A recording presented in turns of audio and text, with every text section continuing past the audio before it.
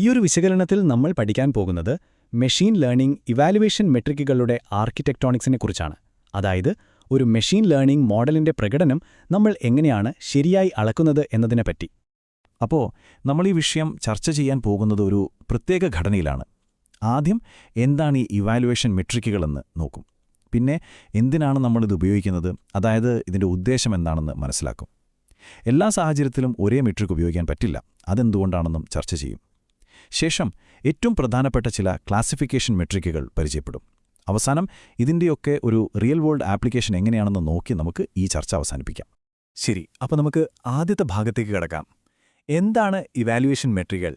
നമുക്കതിൻ്റെ ഏറ്റവും പ്രധാനപ്പെട്ട ആ ഒരു കോർ കോൺസെപ്റ്റിൽ നിന്ന് തന്നെ തുടങ്ങാം. വളരെ ലളിതമായിട്ട് പറഞ്ഞാൽ, ഒരു മോഡൽ നമ്മൾ ഉണ്ടാക്കുമ്പോൾ അതിൻ്റെ പ്രവചനങ്ങൾ എത്രത്തോളം കൃത്യമാണ് എന്ന് അളക്കാൻ ഉപയോഗിക്കുന്ന ഒരു കൂട്ടം സ്റ്റാൻഡേർഡ് ടൂൾസ് അല്ലെങ്കിൽ ടെക്നിക്കുകളാണ് ഇവാലുവേഷൻ മെട്രിക്കുകൾ. നമ്മളൊരു മോഡൽ ഉണ്ടാക്കിയാൽ മാത്രം പോരല്ലോ, അല്ലേ? അത് അതിൻ്റെ ജോലി ശരിക്കും ചെയ്യുന്നുണ്ടോ, എത്രത്തോളം വിജയിക്കുന്നുണ്ട് എന്നൊക്കെ അറിയണ്ടേ. അതിനാണ് നമ്മൾ ഈ മെട്രിക്കുകൾ ഉപയോഗിക്കുന്നത്. ഇത് മനസ്സിലാക്കാൻ ഒരു നല്ല താരതമ്യം നോക്കാം. ഒരു രാജ്യത്തിൻ്റെ സാമ്പത്തിക ആരോഗ്യം എങ്ങനെയാണ് നമ്മൾ അളക്കുക? GDP, പണപ്പെരുപ്പ് നിരക്ക്, തൊഴിലില്ലായ്മ കണക്കുകൾ, ഇതൊക്കെ നോക്കിയിട്ടല്ലേ? ഏതാണ്ട് അതുപോലെ തന്നെയാണ് മെഷീൻ ലേണിംഗിൽ നമ്മൾ മോഡലിൻ്റെ പ്രകടനം അളക്കുന്നതും. ഇവിടെ നമ്മുടെ സൂചകങ്ങൾ എന്ന് പറയുന്നത് ഈ ഇവാലുവേഷൻ മെട്രിക്കുകളാണ്. സാമ്പത്തിക ആരോഗ്യ സൂചകങ്ങൾ പോലെ മോഡലിൻ്റെ പ്രകടന സൂചകങ്ങൾ. ഓക്കെ, അപ്പോൾ മെട്രിക്കുകളുടെ ഉദ്ദേശം എന്താണ്? നമ്മൾ പറഞ്ഞു, ഇത് പ്രകടനം അളക്കാനാണ്. പക്ഷെ അത് മാത്രമല്ല, ഇത് ചില വളരെ പ്രധാനപ്പെട്ട ചോദ്യങ്ങൾക്ക് നമുക്ക് ഉത്തരം തരും. അതെന്തൊക്കെയാണെന്ന് നോക്കാം. അതെ, ശരിക്കും എന്ത് നിർണായകമായ ചോദ്യങ്ങൾക്കാണ് ഈ ഇവാലുവേഷൻ മെട്രിക്കുകൾ ഉത്തരം നൽകാൻ നമ്മളെ സഹായിക്കുന്നത്? നോക്കൂ, പ്രധാനമായും 4 ചോദ്യങ്ങളുണ്ട്. ഒന്ന്, നമ്മളുണ്ടാക്കിയ മോഡൽ കൃത്യമായിട്ടുള്ള പ്രവചനങ്ങൾ നടത്തുന്നുണ്ടോ? 2, നമ്മൾക്ക് ഏറ്റവും പ്രധാനപ്പെട്ട ചില കേസുകളുണ്ടാകും, അത് ശരിയായി തിരിച്ചറിയുന്നുണ്ടോ? മൂന്നാമത്തെ കാര്യം, ഏതെങ്കിലും പ്രത്യേക ഏരിയയിൽ ഇത് കൂടുതൽ തെറ്റുകൾ വരുത്തുന്നുണ്ടോ? പിന്നെ ഏറ്റവും പ്രധാനപ്പെട്ടത്, പുതിയ ഇതുവരെ കാണാത്ത ഡേറ്റ കൊടുത്താൽ ഈ മോഡൽ നന്നായി ജനറലൈസ് ചെയ്യുമോ? ഈ ചോദ്യങ്ങൾക്കൊക്കെ ഉത്തരം കിട്ടാൻ മെട്രിക്കുകൾ നമ്മളെ സഹായിക്കും. അപ്പോൾ അടുത്ത പോയിന്റിലേക്ക് വരാം. ഇത് വളരെ നിർണായകമാണ്. എല്ലാ പ്രശ്നങ്ങൾക്കും ഒരേ മെട്രിക് ഉപയോഗിക്കാൻ പറ്റില്ല. അതായത് വൺ സൈസ് ഫിറ്റ്സ് ഓൾ എന്നൊരു സംഭവം ഇവിടെ ഇല്ല. സന്ദർഭം അല്ലെങ്കിൽ കോണ്ടെക്സ്റ്റ്, അതാണ് ഇവിടെ എല്ലാം തീരുമാനിക്കുന്നത്. അതെ, നമ്മൾ ഏത് മെട്രിക്കാണ് തിരഞ്ഞെടുക്കേണ്ടത് എന്നത് നമ്മൾ പരിഹരിക്കാൻ ശ്രമിക്കുന്ന പ്രശ്നത്തിൻ്റെ സ്വഭാവത്തെ പൂർണ്ണമായും ആശ്രയിച്ചിരിക്കും. ഇത് വളരെ അടിസ്ഥാനപരമായ ഒരു തത്വമാണ്. നമുക്ക് 2 ഉദാഹരണങ്ങൾ നോക്കാം, അപ്പോൾ ഇത് വ്യക്തമാവും. ആദ്യത്തെ കേസിൽ നമ്മുടെ മുൻഗണന തെറ്റായ പോസിറ്റീവുകൾ കുറയ്ക്കുക എന്നതാണ്. ഉദാഹരണത്തിന്, യോഗ്യനായ ഒരാളുടെ ലോണപേക്ഷ നിരസിക്കുന്നത് ബാങ്കിന് നഷ്ടമാണ്, അത് ഒഴിവാക്കണം. ഇനി രണ്ടാമത്തെ കേസ് നോക്കൂ. അവിടെ ശരിയായ പോസിറ്റീവുകൾ ഒന്നുപോലും മിസ്സാവാൻ പാടില്ല. അതായത് ഒരു സാമ്പത്തിക പ്രതിസന്ധി വരുന്നുണ്ടെങ്കിൽ അത് നേരത്തെ തന്നെ തിരിച്ചറിയണം. അത് മിസ്സായാൽ വലിയ പ്രശ്നമാണ്. അപ്പോൾ കണ്ടില്ലേ, പ്രശ്നം മാറുന്നതിനനുസരിച്ച് നമ്മുടെ മുൻഗണനയും നമ്മൾ ഉപയോഗിക്കുന്ന മെട്രിക്കും മാറും. അപ്പോൾ ഈ ഓരോ സാഹചര്യത്തിനും അനുയോജ്യമായ മെട്രിക്കുകൾ ഏതെല്ലാമാണ്? നമുക്ക് ക്ലാസിഫിക്കേഷൻ മോഡലുകളിൽ ഏറ്റവും വ്യാപകമായി ഉപയോഗിക്കുന്ന ചില പ്രധാനപ്പെട്ട മെട്രിക്കുകളെ ഒന്ന് ഓവറോളായിട്ട് നോക്കാം. നമ്മൾ ഈ യൂണിറ്റിൽ പ്രധാനമായും 5 മെട്രിക്കുകളാണ് നോക്കാൻ പോകുന്നത്. ഒന്ന് അക്യുറസി, പിന്നെ പ്രിസിഷൻ, റീകോൾ. ഈ രണ്ടിൻ്റെയും ഒരു ബാലൻസ്ഡ് രൂപമായ F1 സ്കോർ, പിന്നെ ROC കർവ്. ഇവ ഓരോന്നും ഓരോ തരം ഇൻസൈറ്റാണ് നമുക്ക് തരുന്നത്. ഓരോന്നിനും അതിൻ്റേതായ പ്രാധാന്യമുണ്ട്. ശരി, നമ്മൾ ഇത്രയും തിയറി സംസാരിച്ചു. ഇനി ഇതിൻ്റെ യഥാർത്ഥ ലോകത്തിലെ പ്രയോഗം എന്താണ്? പ്രത്യേകിച്ച് സാമ്പത്തിക ശാസ്ത്രം പോലുള്ള മേഖലകളിൽ ഇതിൻ്റെ സ്വാധീനവും ഇതിൻ്റെ ഒരു ഇൻ്റഗ്രിറ്റിയും എങ്ങനെയാണ് നമ്മൾ ഉറപ്പാക്കുന്നത് എന്ന് നോക്കാം. യഥാർത്ഥത്തിൽ നമ്മുടെ ലക്ഷ്യം എന്ന് പറയുന്നത് നമ്മളുണ്ടാക്കുന്ന മോഡലുകളും 3 കാര്യങ്ങൾ ഉറപ്പാക്കുക എന്നതാണ്. 1, അത് വിശ്വസനീയമായിരിക്കണം, അതായത് റിലയബിൾ ആയിരിക്കണം. 2, അത് ന്യായപരമായിരിക്കണം, ഫെയർ ആയിരിക്കണം. 3, അതിൻ്റെ തീരുമാനങ്ങൾ നമുക്ക് വ്യാഖ്യാനിക്കാൻ കഴിയണം, ഇൻ്റർപ്രറ്റബിൾ ആയിരിക്കണം. ഈ 3 കാര്യങ്ങൾ വളരെ പ്രധാനപ്പെട്ടതാണ്. അപ്പോൾ നമുക്ക് ഇങ്ങനെ ഉപസംഹരിക്കാം. ഈ ഇവാലുവേഷൻ മെട്രിക്കുകൾ എന്ന് പറയുന്നത് വെറുതെ ഒരു മെഷീൻ ലേണിംഗ് മോഡലിൻ്റെ പെർഫോമൻസ് മെച്ചപ്പെടുത്താൻ മാത്രമല്ല സഹായിക്കുന്നത്. അതിലുപരി അതിൻ്റെ യഥാർത്ഥ ലോകത്തിലെ ഉപയോഗം, പ്രത്യേകിച്ച് സാമ്പത്തിക ശാസ്ത്രം പോലുള്ള മേഖലകളിൽ അത് വിശ്വസനീയവും ന്യായപരവും അതുപോലെ വ്യാഖ്യാനിക്കാൻ കഴിയുന്നതുമാണെന്ന് ഉറപ്പുവരുത്തുക കൂടി ചെയ്യുന്നു. ഈ പാഠത്തിൽ നമ്മൾ മെഷീൻ ലേണിംഗിലെ കൃത്യത അഥവാ അക്യൂറസി എന്ന വിഷയമാണ് പഠിക്കുന്നത്. നമ്മുടെ ഈ ചർച്ച 5 ഘട്ടങ്ങളിലൂടെയാണ് മുന്നോട്ടു പോകുന്നത്. നമ്മൾ ആദ്യം തന്നെ കൃത്യത എന്താണെന്ന് നിർവചിക്കും. അതിനുശേഷം അതിൻ്റെ ഫോർമുലയിലേക്ക് കടക്കും. പിന്നെ സന്തുലിതമായ ക്ലാസുകളിൽ ഇതെങ്ങനെ പ്രയോജനപ്പെടുന്നു എന്ന് നോക്കും. നാലാമതായി, എപ്പോഴാണ് ഈ കൃത്യത നമ്മളെ തെറ്റിദ്ധരിപ്പിക്കാൻ സാധ്യതയുള്ളതെന്ന് മനസ്സിലാക്കും. അവസാനം, സന്ദർഭമാണ് ഏറ്റവും പ്രധാനം എന്ന നിഗമനത്തിൽ നമ്മളെത്തും. ശരി, അപ്പോൾ നമുക്ക് ആദ്യ ഭാഗം തുടങ്ങാം. എന്താണ് കൃത്യത? മെഷീൻ ലേണിംഗിൽ ഒരു മോഡലിന്റെ പ്രകടനം അളക്കാനുള്ള ഏറ്റവും അടിസ്ഥാനപരമായ ഒരളവുകോലാണ് കൃത്യത. ഔദ്യോഗികമായി പറഞ്ഞാൽ, ഒരു മോഡൽ നടത്തിയ മൊത്തം പ്രവചനങ്ങളിൽ എത്രയെണ്ണം ശരിയായിരുന്നു എന്നതിന്റെ അനുപാതമാണിത്. കുറച്ചുകൂടി ലളിതമായി പറഞ്ഞാൽ, ഒരു മോഡൽ എത്രത്തോളം ശരിയാണ് എന്ന് പറയുന്നൊരു സംഖ്യ, അതാണ് കൃത്യത. ഒരു ഉദാഹരണം നോക്കാം. ഒരു മോഡല് 100 പ്രവചനങ്ങൾ നടത്തി അതിൽ 90 എണ്ണം ശരിയാണെങ്കിൽ നമ്മൾ പറയും ആ മോഡലിന് 90% കൃത്യതയുണ്ടെന്ന്. ഇനി നമുക്ക് രണ്ടാമത്തെ വിഭാഗത്തിലേക്ക് കടക്കാം. ഇത് എങ്ങനെയാണ് കണക്കുകൂട്ടുന്നത്, അതായത് ഇതിന്റെ ഗണിതശാസ്ത്രപരമായ ഫോർമുല എന്താണെന്ന് നോക്കാം. അപ്പോൾ കൃത്യതയുടെ ഗണിതശാസ്ത്ര ഫോർമുല ഇതാണ്. വളരെ ലളിതമാണ്. നമ്മൾ ശരിയായ പ്രവചനങ്ങളുടെ എണ്ണത്തെ, അതായത് true positive TP plus true negative TN, ആകെ പ്രവചനങ്ങളുടെ എണ്ണം കൊണ്ട് ഹരിക്കുന്നു. ഈ ആകെ പ്രവചനങ്ങളെന്ന് പറഞ്ഞാൽ ശരിയായതും തെറ്റായതുമായ എല്ലാ പ്രവചനങ്ങളും ഉൾപ്പെടും. അതായത് TP, TN, false positive, false negative എന്നിവയെല്ലാം ചേർന്നത്. ഈ ഫോർമുലയിലെ ഓരോ ഭാഗവും എന്താണെന്ന് നോക്കാം. TP അഥവാ ട്രൂ പോസിറ്റീവ് എന്നുവച്ചാൽ പോസിറ്റീവായി പ്രവചിച്ചത് ശരിയായിരുന്നു. TN അഥവാ ട്രൂ നെഗറ്റീവ് എന്നാൽ നെഗറ്റീവായി പ്രവചിച്ചത് ശരിയായിരുന്നു. ഇനി FP അഥവാ ഫോൾസ് പോസിറ്റീവ് ഒരു കേസ് പോസിറ്റീവാണെന്ന് തെറ്റായി പ്രവചിക്കുന്നതാണ്. അതുപോലെ FN അഥവാ ഫോൾസ് നെഗറ്റീവ് ഒരു കേസ് നെഗറ്റീവാണെന്ന് തെറ്റായി പ്രവചിക്കുന്നതിനെയും സൂചിപ്പിക്കുന്നു. അടുത്തത് മൂന്നാം ഭാഗമാണ്. എവിടെയാണ് അഥവാ ഏത് സാഹചര്യത്തിലാണ് കൃത്യത ഏറ്റവും വിശ്വസനീയമായ ഒരു അളവുകോലായി മാറുന്നത് എന്ന് നമുക്ക് പരിശോധിക്കാം. ഒരു ഡാറ്റാ സെറ്റിലെ ക്ലാസുകൾ സന്തുലിതമായിരിക്കുമ്പോൾ, അതായത് ഓരോ വിഭാഗത്തിലും ഏകദേശം ഒരേ എണ്ണം ഡാറ്റ ഉണ്ടാകുമ്പോൾ കൃത്യത വളരെ നല്ലൊരു മെട്രിക്കാണ്. അത്തരം സാഹചര്യങ്ങളിൽ മോഡലിന്റെ പ്രകടനത്തെക്കുറിച്ച് ശരിയായ ഒരു ചിത്രം നൽകാൻ കൃത്യതയ്ക്ക് കഴിയും. നമുക്കൊരു ഉദാഹരണമെടുക്കാം. 100 ജില്ലകളിൽ 50 എണ്ണത്തിൽ സാമ്പത്തിക വളർച്ചയും ബാക്കി 50 എണ്ണത്തിൽ മുരടിപ്പുമുണ്ടാകുമെന്ന് കരുതുക. ഇത് സന്തുലിതമായ ഒരു ഡാറ്റാ സെറ്റാണ്. നമ്മുടെ മോഡൽ ഇതിൽ 80 ജില്ലകളുടെ അവസ്ഥ ശരിയായി പ്രവചിച്ചാൽ അതിന്റെ കൃത്യത 80%.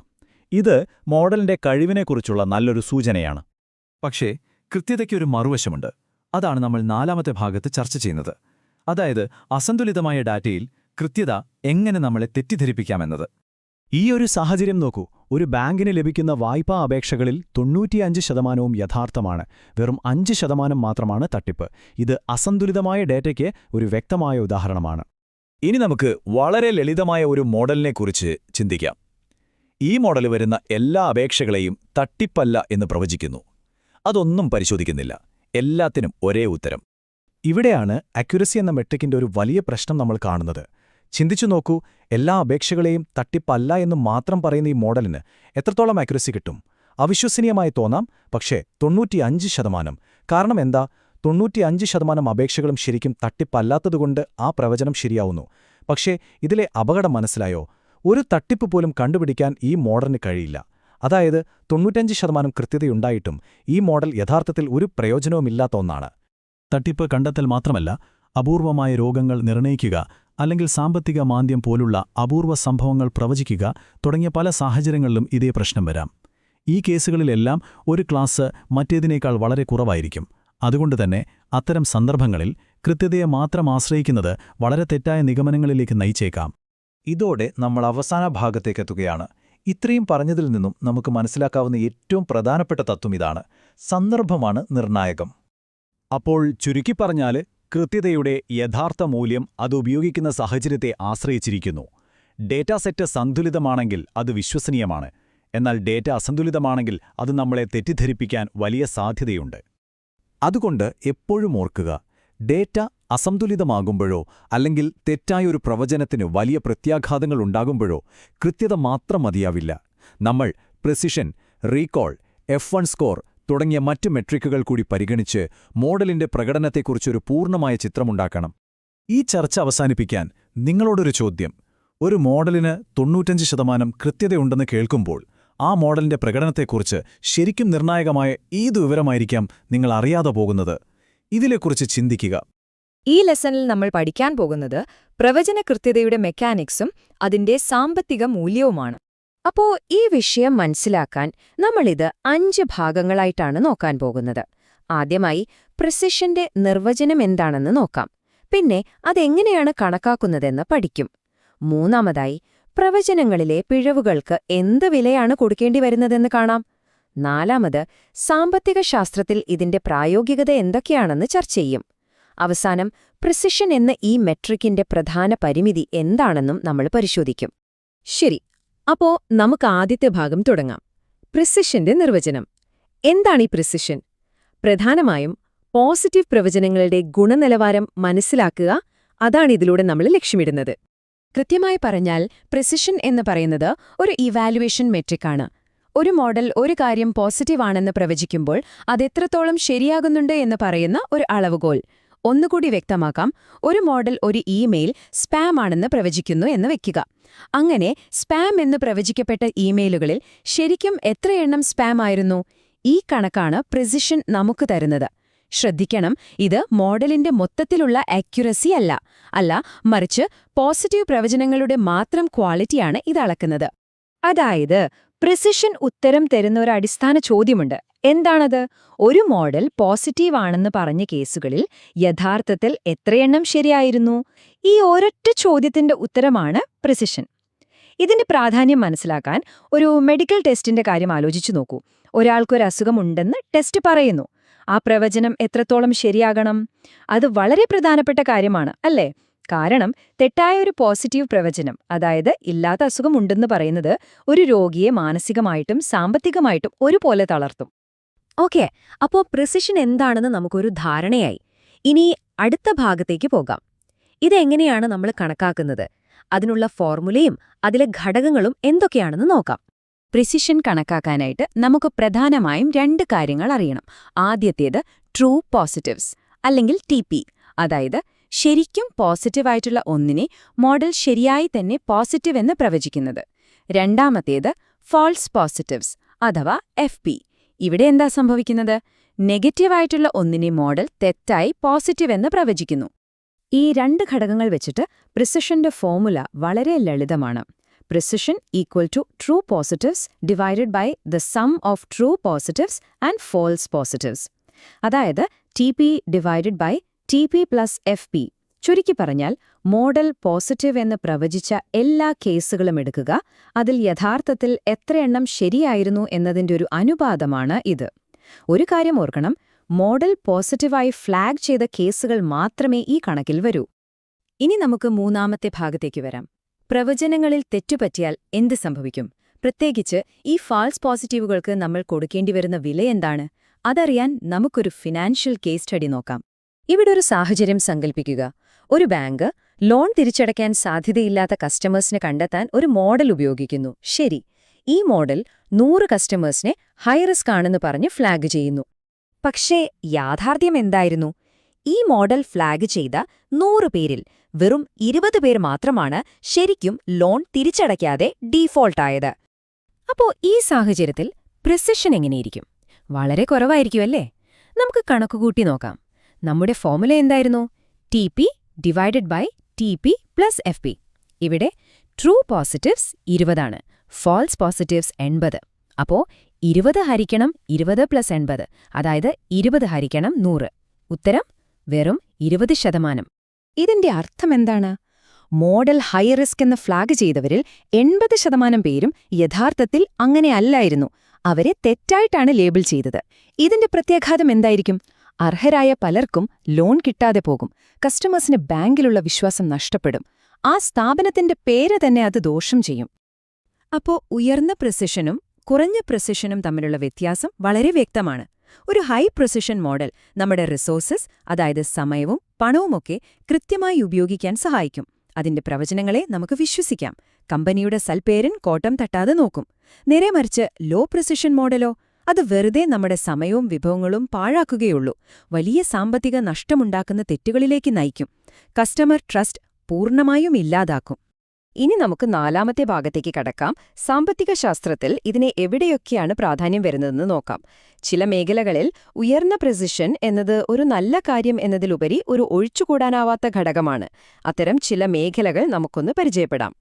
പ്രിസിഷൻ വളരെ നിർണായകമാകുന്ന ചില ആപ്ലിക്കേഷൻസ് നോക്കാം. ഒന്ന്, ഓൺലൈൻ സാമ്പത്തിക തട്ടിപ്പുകൾ തിരിച്ചറിയുന്നത്. ഇവിടെ തെറ്റായ ഒരാളെ തട്ടിപ്പുകാരൻ എന്ന് മുദ്രകുത്തിയാൽ വലിയ പ്രശ്നമാണ്. അതുപോലെ കള്ളപ്പണം വെളുപ്പിക്കൽ, നികുതി വെട്ടിപ്പ് എന്നിവയൊക്കെ കണ്ടെത്താൻ. പിന്നെ ഉയർന്ന ലാഭം തരാൻ സാധ്യതയുള്ള ഇൻവെസ്റ്റ്മെന്റ് ഓപ്പർച്യൂണിറ്റികൾ തെരഞ്ഞെടുക്കാൻ.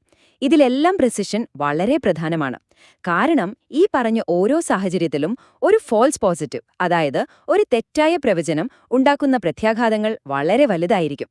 ശരി, നമ്മളിപ്പോൾ പ്രിസിഷന്റെ പ്രാധാന്യത്തെക്കുറിച്ചൊക്കെ സംസാരിച്ചു. ഇനി നമ്മുടെ അവസാന ഭാഗത്തേക്ക് വരാം.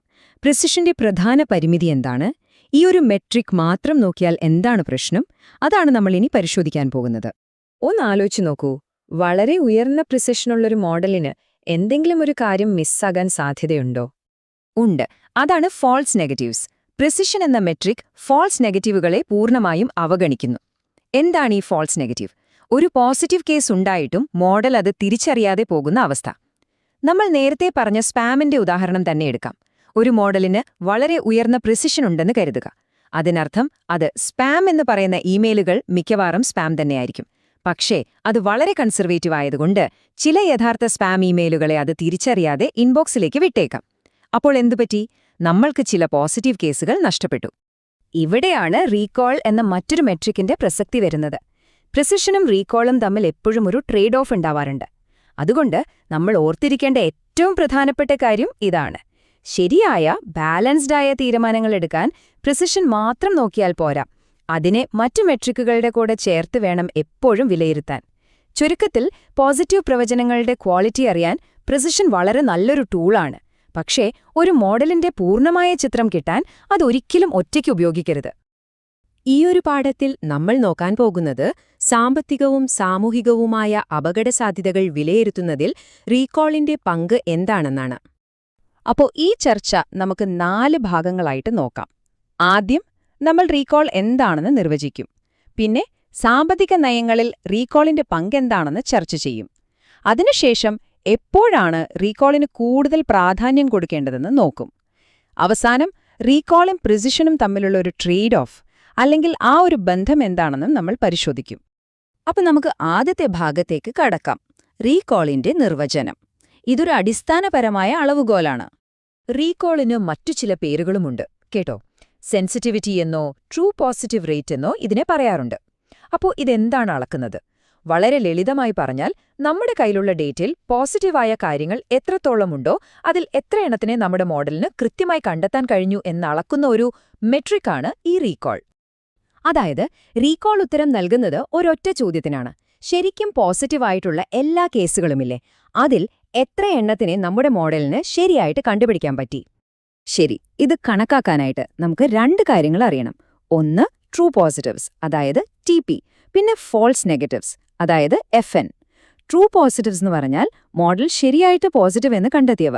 എന്നാൽ ഫോൾസ് നെഗറ്റീവ്സ് എന്ന് വെച്ചാൽ ശരിക്കും പോസിറ്റീവ് ആയിരുന്നു, പക്ഷേ നമ്മുടെ മോഡലിന് അത് കണ്ടെത്താൻ പറ്റിയില്ല. അതായത് മോഡലിന് മിസ്സായിപ്പോയ പോസിറ്റീവ് കേസുകളാണ് ഫോൾസ് നെഗറ്റീവ്സ്. അപ്പോൾ ഇതിന്റെ ഫോർമുല എങ്ങനെയാണെന്ന് നോക്കാം.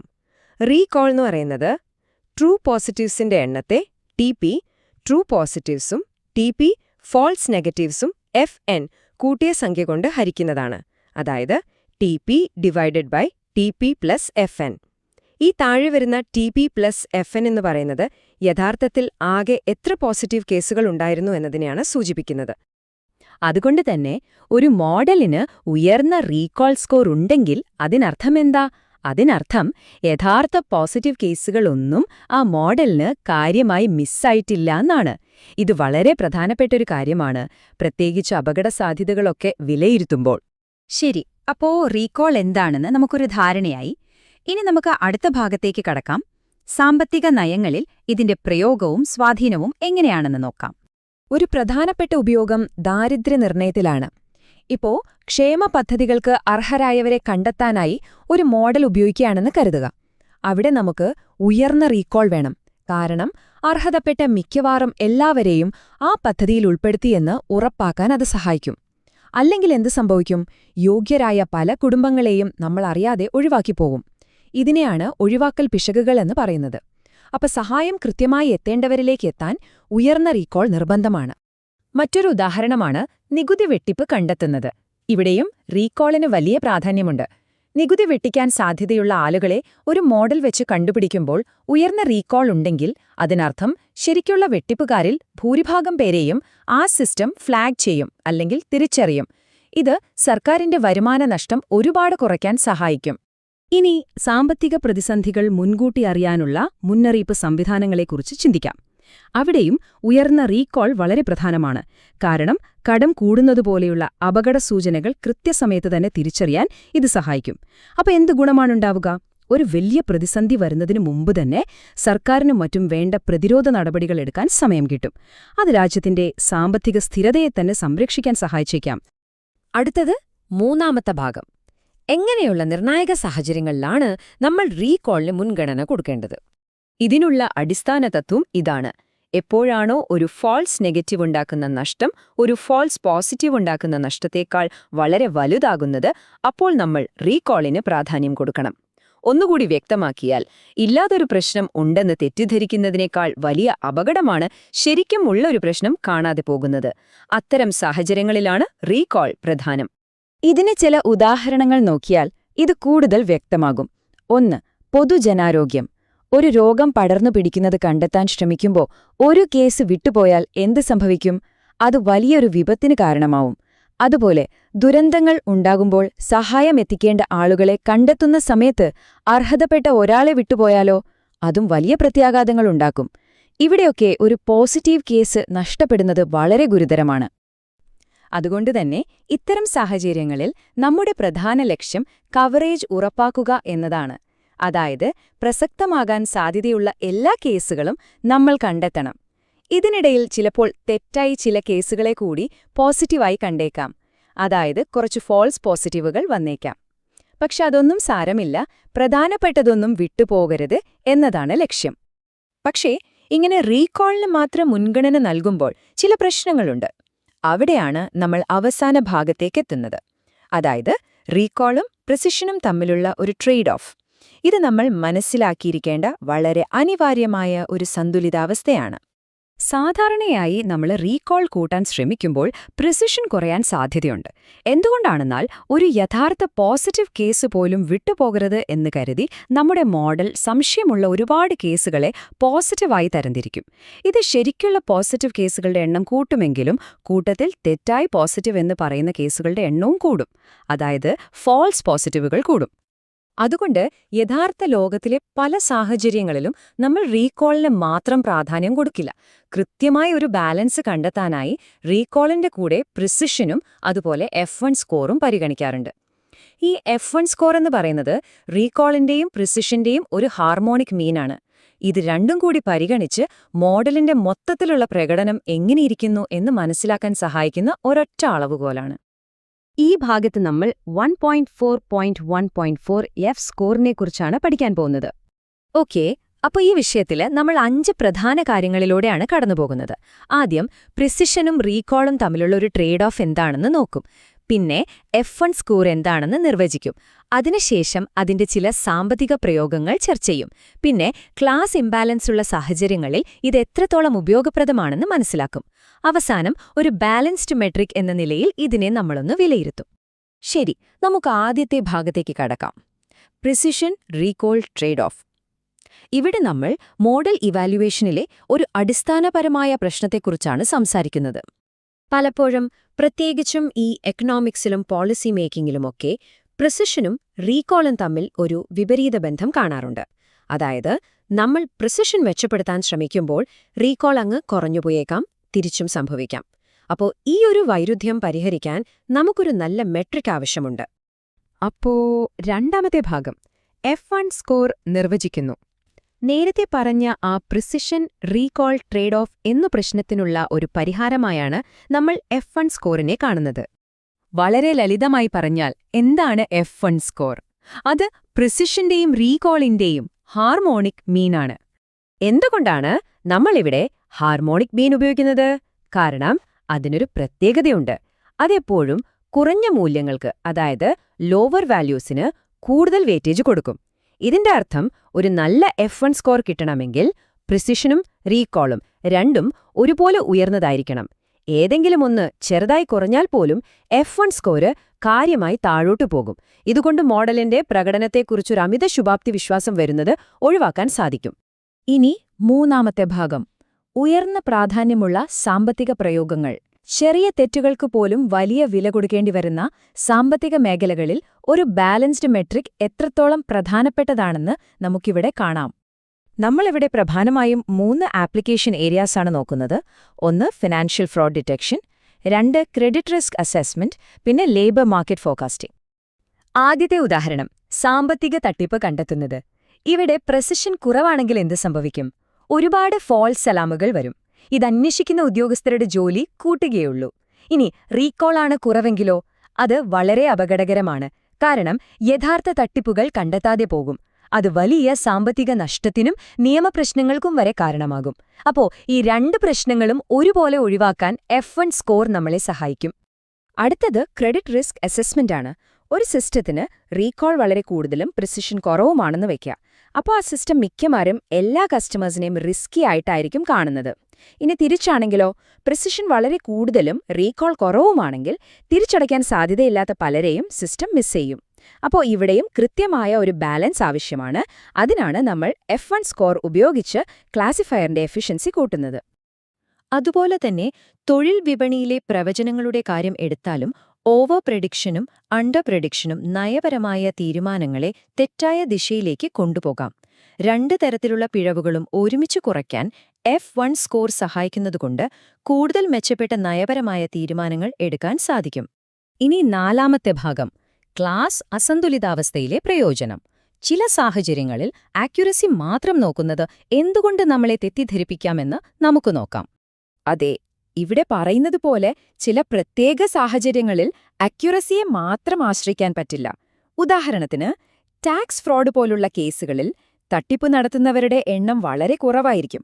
അപ്പോൾ അക്യുറസി മാത്രം നോക്കിയാൽ മോഡൽ നല്ലതാണെന്ന് തോന്നും. അതുകൊണ്ടാണ് F1 സ്കോർ പോലുള്ളൊരു മെട്രിക്കിന് ഇവിടെ പ്രാധാന്യം വരുന്നത്. പ്രിസിഷനും റീകോളും ഒരുപോലെ പ്രധാനപ്പെട്ട ഒരു സാഹചര്യത്തിൽ F1 സ്കോർ നിർണായകമാണ്. കാരണം ഇത് 2 തരത്തിലുള്ള പിശകുകളെയും ഒരുപോലെ പരിഗണിക്കുന്നു. അതായത് ഫോൾസ് പോസിറ്റീവ്സ് അല്ലെങ്കിൽ ടൈപ്പ് 1 എററും ഫോൾസ് നെഗറ്റീവ്സ് അല്ലെങ്കിൽ ടൈപ്പ് 2 എററും. ഈ 2 തരം പിശകുകളും സാമ്പത്തികമായും സാമൂഹികമായും വലിയ പ്രത്യാഘാതങ്ങൾ ഉണ്ടാക്കാൻ സാധ്യതയുണ്ട്. ശരി, ഇനി അവസാന ഭാഗത്തേക്ക് കടക്കാം, ഒരു സമതുലിതമായ സംഗ്രഹ മെട്രിക്. ഇവിടെ നമ്മൾ F1 സ്കോറിന്റെ ഗുണങ്ങളും അതുപോലെ തന്നെ അതിന്റെ പരിമിതികളും എന്തൊക്കെയാണെന്ന് മനസ്സിലാക്കാൻ ശ്രമിക്കും. അപ്പോ ഒരു ചോദ്യം സ്വാഭാവികമായും വരാം. F1 സ്കോർ എല്ലാ സാഹചര്യങ്ങളിലും ഉപയോഗിക്കാൻ പറ്റിയ ഏറ്റവും നല്ല മെട്രിക്കാണോ? അല്ല, എല്ലാ സാഹചര്യങ്ങളിലും F1 സ്കോർ അനുയോജ്യമല്ല.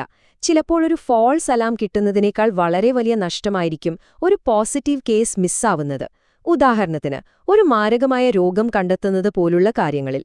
അങ്ങനെയുള്ള സാഹചര്യങ്ങളിൽ നമ്മൾ പ്രിസിഷനേക്കാൾ കൂടുതൽ പ്രാധാന്യം റീകോളിന് കൊടുക്കേണ്ടിവരും. എന്നിരുന്നാലും ഒരു കാര്യം ഉറപ്പിച്ചു പറയാം, 2 തരത്തിലുള്ള പിഴവുകൾക്കും ഏകദേശം ഒരേപോലെയുള്ള പ്രത്യാഘാതങ്ങളാണുള്ളതെങ്കിൽ മോഡലിന്റെ പ്രകടനത്തെക്കുറിച്ച് ഒരു ഹോളിസ്റ്റിക് വ്യൂ തരുന്ന വളരെ ശക്തവും സമതുലിതവുമായ ഒരു മെട്രിക്കാണ് F1 സ്കോർ. ഈ പാഠത്തിൽ നമ്മൾ പഠിക്കുന്നത് ഇതാണ്: പ്രകടനം വിലയിരുത്തുന്നു, ROC കർവും AUC വിശകലനവും. നമ്മുടെ ഈ ചർച്ച 5 ഘട്ടങ്ങളായിട്ടാണ് മുന്നോട്ടു പോകുന്നത്. ആദ്യം നമ്മൾ ROC കർവ് എന്താണെന്ന് നിർവചിക്കും. രണ്ടാമതായി ആ കർവ് എങ്ങനെയാണ് വ്യാഖ്യാനിക്കേണ്ടതെന്ന് നോക്കും. മൂന്നാമത്തെ ഭാഗത്ത് AUC ഉപയോഗിച്ച് ഒരു മോഡലിന്റെ പ്രകടനം എങ്ങനെ അളക്കാമെന്ന് പഠിക്കും. പിന്നെ സാമ്പത്തിക ശാസ്ത്രത്തിൽ ഇതിന്റെ ഉപയോഗങ്ങൾ എന്തൊക്കെയാണെന്ന് പരിശോധിക്കും. അവസാനം ഇതിന്റെ ഗുണങ്ങളും പരിമിതികളും എന്തൊക്കെയാണെന്ന് വിലയിരുത്താം. ശരി, നമുക്ക് ആദ്യത്തെ ഭാഗം തുടങ്ങാം. ROC കർവ് നിർവചിക്കുന്നു. ഈ ഗ്രാഫിക്കൽ ടൂളിന്റെ അടിസ്ഥാനപരമായ കാര്യങ്ങൾ നമുക്ക് മനസ്സിലാക്കാം. അപ്പോൾ എന്താണ് ഈ റിസീവർ ഓപ്പറേറ്റിംഗ് ക്യാരക്ടറിസ്റ്റിക് അഥവാ ROC കർവ്? ഇതൊരു ഗ്രാഫിക്കൽ ടൂളാണ്. പ്രധാനമായും ബൈനറി ക്ലാസിഫിക്കേഷൻ മോഡലുകളുടെ പ്രകടനം വിലയിരുത്താനാണ് നമ്മളിത് ഉപയോഗിക്കുന്നത്. അതായത് ഒരു മോഡലിന് അതെ അല്ലെങ്കിൽ ഇല്ല എന്നിങ്ങനെയുള്ള 2 വിഭാഗങ്ങളെ എത്രത്തോളം നന്നായി വേർതിരിക്കാൻ പറ്റുന്നു എന്ന് കാണിച്ചു തരുന്ന ഒരു ഗ്രാഫ്. സാധ്യമായ എല്ലാ ത്രെഷ്ഹോൾഡുകളിലും ഇത് മോഡലിന്റെ പ്രകടനം നമുക്ക് കാണിച്ചു തരും. ഇനി രണ്ടാമത്തെ ഭാഗം കർവ് വ്യാഖ്യാനിക്കുന്നു. ഈ ഭാഗത്ത് ഒരു ROC ഗ്രാഫും അതിലെ ഓരോ ഘടകങ്ങളും എങ്ങനെയാണ് ശരിയായി വായിച്ചെടുക്കേണ്ടതെന്ന് നമ്മൾക്ക് പഠിക്കാം.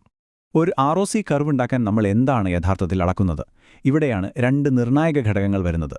Y ആക്സിസിൽ ട്രൂ പോസിറ്റീവ് റേറ്റും, അതായത് TPR, X ആക്സിസിൽ ഫാൾസ് പോസിറ്റീവ് റേറ്റും, അതായത് FPR. TPR എന്ന് പറഞ്ഞാൽ ശരിക്കുമുള്ള പോസിറ്റീവുകളെ എത്രത്തോളം കൃത്യമായി നമ്മൾ തിരിച്ചറിഞ്ഞു എന്നതിൻ്റെ അളവാണ്. എന്നാൽ FPR കാണിക്കുന്നത് യഥാർത്ഥത്തിൽ നെഗറ്റീവായവയെ എത്ര തവണ നമ്മൾ തെറ്റായി പോസിറ്റീവ് എന്ന് തരംതിരിച്ചു എന്നതാണ്. ഈ രണ്ട് റേറ്റുകൾ തമ്മിലുള്ള ഒരു ട്രേഡ് ഓഫാണ് ROC കർവ് നമുക്ക് കാണിച്ചു തരുന്നത്.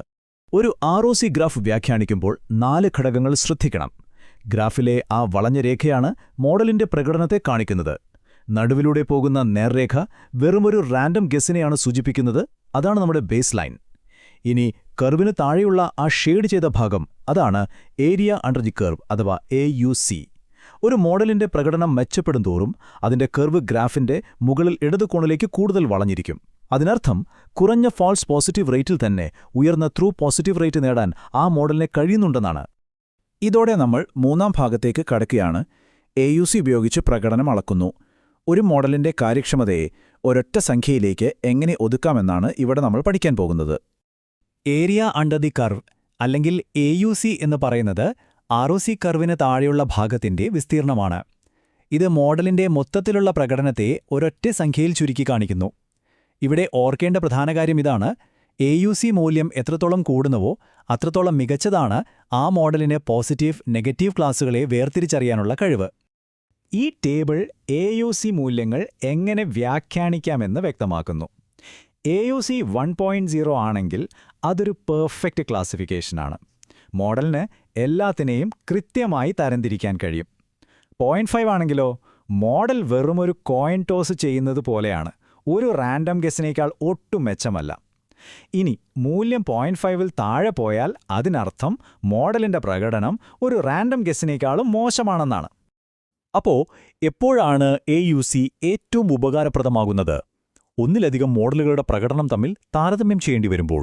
സിമ്പിളായി പറഞ്ഞാൽ, ഏത് മോഡലിനാണോ ഏറ്റവും ഉയർന്ന AUC മൂല്യമുള്ളത് ആ മോഡലാണ് പൊതുവെ കൂടുതൽ കാര്യക്ഷമമെന്ന് നമ്മൾ കണക്കാക്കുന്നത്. ഇനി നമുക്ക് നാലാമത്തെ ഭാഗത്തേക്ക് കടക്കാം: സാമ്പത്തിക ശാസ്ത്രത്തിലെ പ്രയോഗങ്ങൾ. ഈ അനാലിസിസ് സാമ്പത്തിക ആസൂത്രണത്തിലും ഭരണത്തിലും എവിടെയൊക്കെയാണ് ഉപയോഗിക്കുന്നത് എന്ന് നോക്കാം. സാമ്പത്തിക ശാസ്ത്രത്തിൽ ROC അനാലിസിസിന് ഒരുപാട് ഉപയോഗങ്ങളുണ്ട്. ഉദാഹരണത്തിന് ക്രെഡിറ്റ് റിസ്ക് മോഡലിംഗ്, സാമ്പത്തിക തട്ടിപ്പുകൾ കണ്ടെത്തൽ, ആളുകൾ കൃത്യമായി നികുതി അടയ്ക്കുന്നുണ്ടോ എന്ന് പരിശോധിക്കൽ, ക്ഷേമ പദ്ധതികൾ ശരിയായ ആളുകളിലേക്ക് എത്തുന്നുണ്ടോ എന്ന് ഉറപ്പുവരുത്തൽ. ഈ മേഖലകളിലൊക്കെ ഇത് വ്യാപകമായി ഉപയോഗിക്കുന്നുണ്ട്. ഈ പ്രോസസ്സ് 4 ഘട്ടങ്ങളായിട്ടാണ് നടക്കുന്നത്. സ്റ്റെപ്പ് 1: ലോൺ ഡിഫോൾട്ടുകളോ സംശയമുള്ള ഇടപാടുകളോ പ്രവചിക്കുന്ന മോഡലുകളെ നമ്മൾ വിലയിരുത്തുന്നു.